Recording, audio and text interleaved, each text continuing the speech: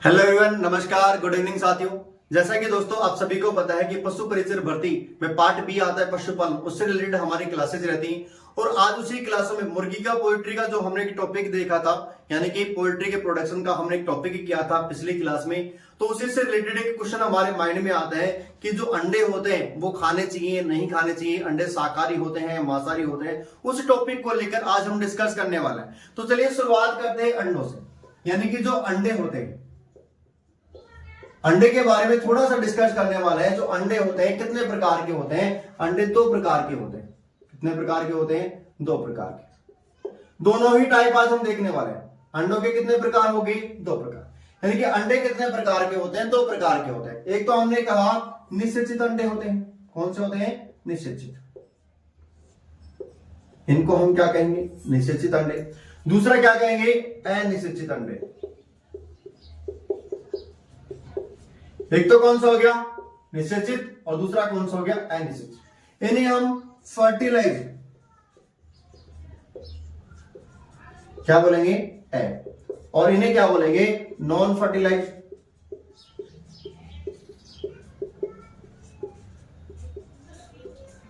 यानी एक तो कौन से होते हैं? फर्टिलाइज, एक नॉन फर्टिलाइज। अगर इसके अलावा और भी बात करें, इसे बोलेंगे अउर्वर।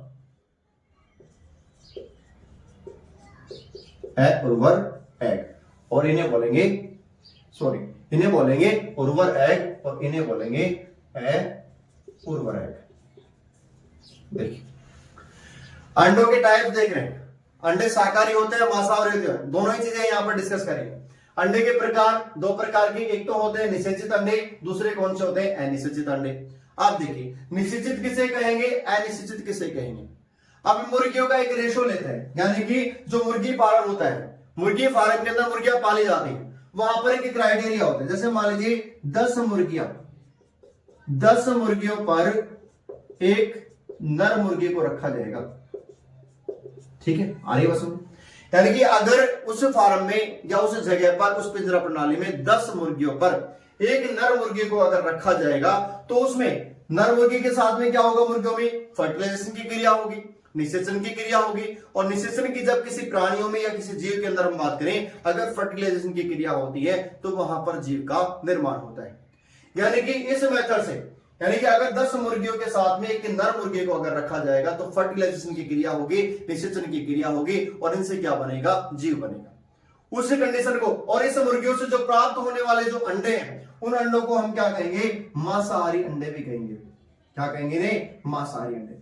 मांसाहारी किस लिए कह रहे हैं? क्योंकि इनमें क्या है? जीव का प्रोडक्शन हो रहा है, जीव का उत्पादन हो रहा है।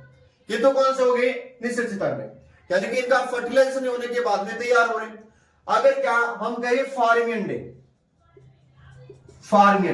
ठीक है, फार्मी अंडे किसे बोलेंगे?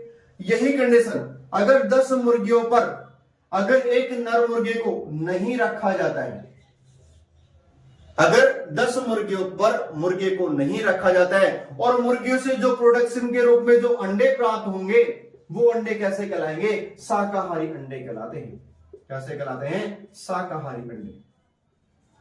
यानी कि जो मार्केट के अंदर जो अंडे खाने के लिए ज्यादातर काम में लिए जाते हैं, वो कौन से अंडे आते हैं? नॉन फर्टिलाइज एग काम में लिए जाते हैं, अनिषेचित अंडे। यानी कि उनके मध्य में किसी भी प्रकार का फर्टिलाइजेशन की क्रियाएं नहीं होती है, या निषेचन की क्रिया नहीं होती है, अनिषेचित अंडे उनको कहा जाता है। इसलिए मार्केट के अंदर जो अंडे आते हैं वो कौन से आते हैं? उनको, जिनको हम फार्मी अंडे बोलते हैं, उन्हें शाकाहारी अंडा भी बोला जाता है, क्योंकि उनमें मुर्गे के साथ में फर्टिलाइजेशन की क्रिया नहीं हुई है। और जब किन्हीं जानवरों के अंदर फर्टिलाइजेशन की क्रिया नहीं होती है तो उसमें जीव का निर्माण नहीं होता है।